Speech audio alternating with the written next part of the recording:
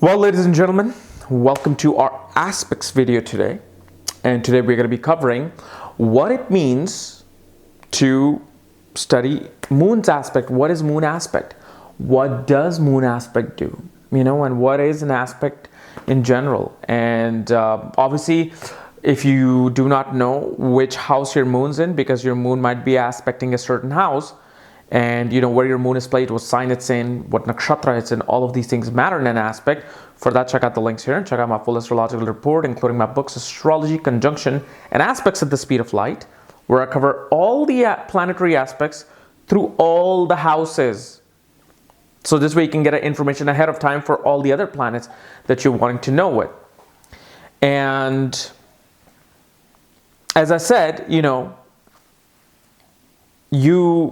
have to understand aspect not just by its meaning, but by other things that are a little deeper.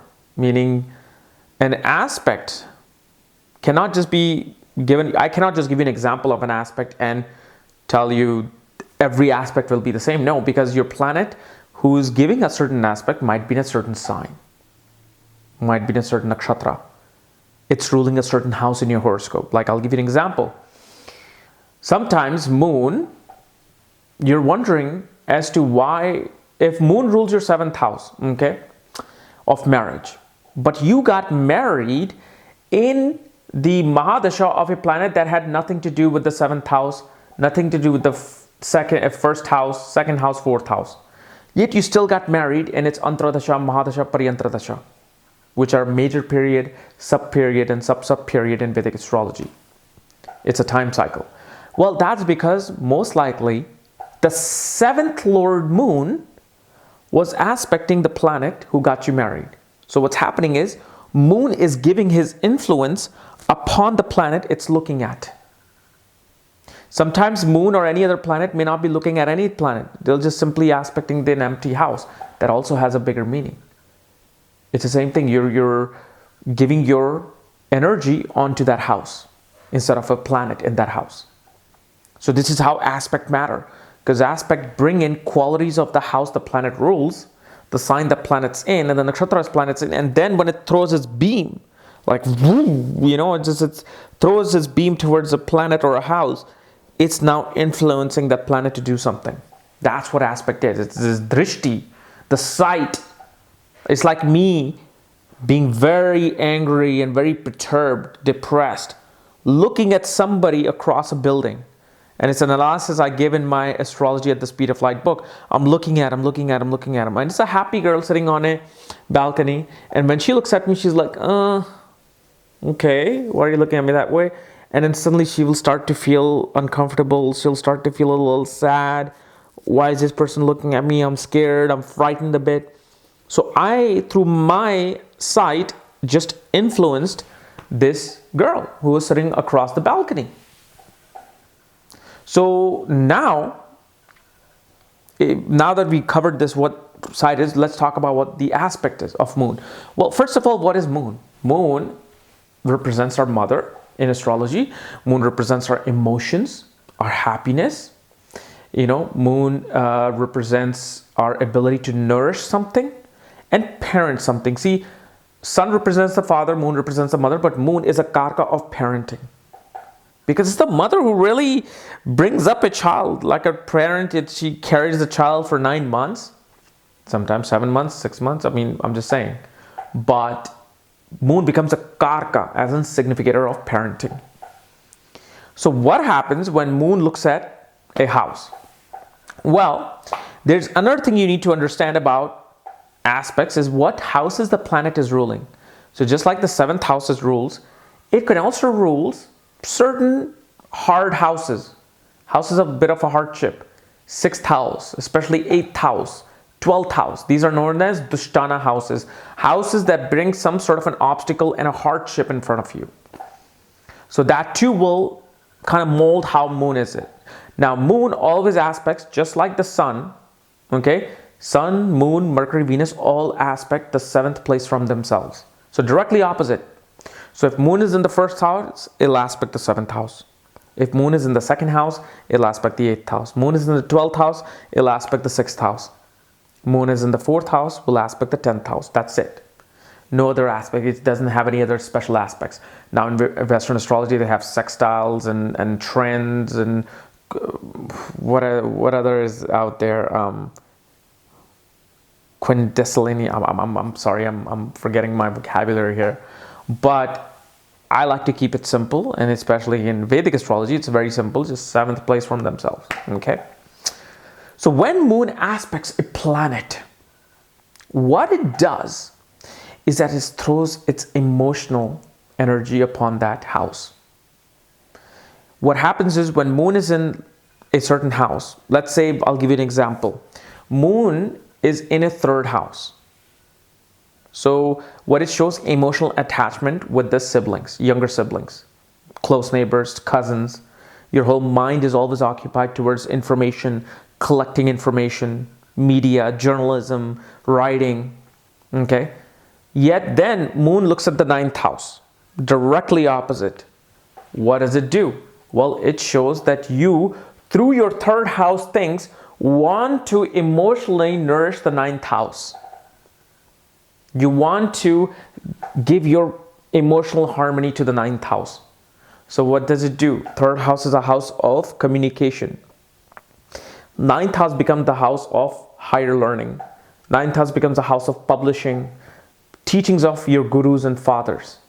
So what happens is, through the things that we are learning in the 3rd house, we're now emotionally attracted to the 9th house. We're like, well, I have written something. Okay, I'm writing something, 3rd house.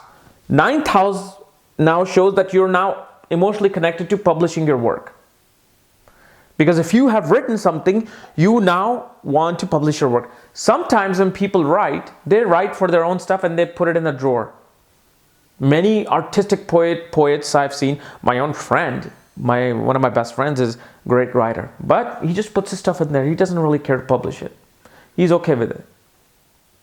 Now, if he had this certain planet that's allowing him to write, but it aspects the 9th house of publishing, he'll be like, no, I want to do this, but now I want to go towards a higher potential of this house. So directly opposite. So 3rd house represents, collecting information. 9th house represents distributing information. 9th house represents learning. 3rd house represents teaching. So now you're emotionally connected to it. You're emotionally connected to learning more. Because the more you gather information from the 3rd house, the more you're like, wow, I'm learning. Maybe I need to go towards higher learning. So you are emotionally connected to higher philosophy, higher learning. You're emotionally connected to the teachings of your gurus, teachings of your father. That's what moon does. Now, remember when I was talking to you about how moon may control a certain house and it'll bring qualities of those houses. So let's say if moon in your horoscope controls the 6th house, okay, and moon is in the 3rd house, meaning that it's in the sign of Aries. So what's happening when it looks at the 9th house and it's showing its emotional attachment to the 9th house things, but what it also shows that your attachments may bring you a bit of obstacles. You may have some obstacles attaining those emotional attachments that you're trying to go for in the 9th house. As much as you want to learn through your gurus, as much as you're attracted to higher philosophy, when you go towards it, somehow some obstacle comes into your way. And you're not able to fully grasp that 9th house. Or because you want to learn, you want to go towards higher learning, you're emotionally connected to higher learning, you somehow end up being in debt. Perfect example of this day and age, which is a person really feels like, I want to get an MBA, I want to get a PhD, no matter what, I want to do it because I'm so attracted to it. Well, through that, if moon is ruling the 6th house, it brings you what? It brings you debt. And this not just with moon, with Mars too. Mars rules the 6th house. One will be impulsive enough to take on debts and just do their thing, which I'll explain in the Mars aspect. But here moon is ruling the 6th house, in the 3rd house, and aspects the 9th house. So you see how that connection is made. You can do it with any house. Moon is in the 1st house. A person really always thinks about their appearance. How are they? Why are they looking? What's happening? And they want to emotionally nurture themselves. They're like, well, okay, maybe if I work out, I'll feel better. So they're very physically active. As much as moon may not be physically active type planet, but in the ascendant, a person is always thinking about themselves and how they're looking, how they're doing. But moon also looks at the 7th house from itself. So what happens is this person now gets emotionally connected to their spouse. And it's always emotionally connected to meeting other people, dealing with other people, wanting to engage with other people. But especially when it comes to marriage and spouse and legal partnership, they invest too much of their emotions there. But remember, depending upon the house and sign the moon is in, it'll bring those kind of emotions. Moon is in Scorpio in the ascendant. It looks at the 7th house. This person is going to be intensely involved with their better half. They're always going to be looking to see if they're cheating on me. Are they doing this on me? They're going to be always about paranoid. Oh my God, I hope they don't stop loving me. But moon rules the 9th house, sits in the ascendant. So what's happening when it aspects the 7th house, it brings a quality of the 9th house. So what happens with this person kind of tries to dominate and teach the other person about their emotional well-being. They will always try to emotionally connect with them through higher philosophy, higher learning. But what happens is it might be too intense for the other person to understand their philosophy, to understand their higher learning, because they always just want to preach the other person then. Because it's the 9th house quality going to the ascendant, the person, and looking at the 7th house. Now, in Mahadasha and Antradasha of a certain planet, you might suddenly want to go towards higher learning. And that planet has nothing to do with higher learning. Yet that planet might be in the 7th house receiving the aspect of the 9th Lord Moon. So in its Antradasha, you're like, wow, man, I want to go towards higher learning. I want to join some spiritual group, learn about Bhagavad Gita or Quran or Bible. I just want to learn something about our higher religion. Why suddenly it's happening? Because moon was looking at it as the 9th Lord. So this is how you study aspect, especially aspect of the moon. Okay? So guys, this was my analysis of moon aspect. If you're new to my channel, subscribe below. Again, if you want to know where your moon is placed, all the other planetary placements, what their aspects are, check out the links here and check out my full astrological report, all my books, my consultations at this link here. Otherwise, we'll see you on Monday. Bye-bye.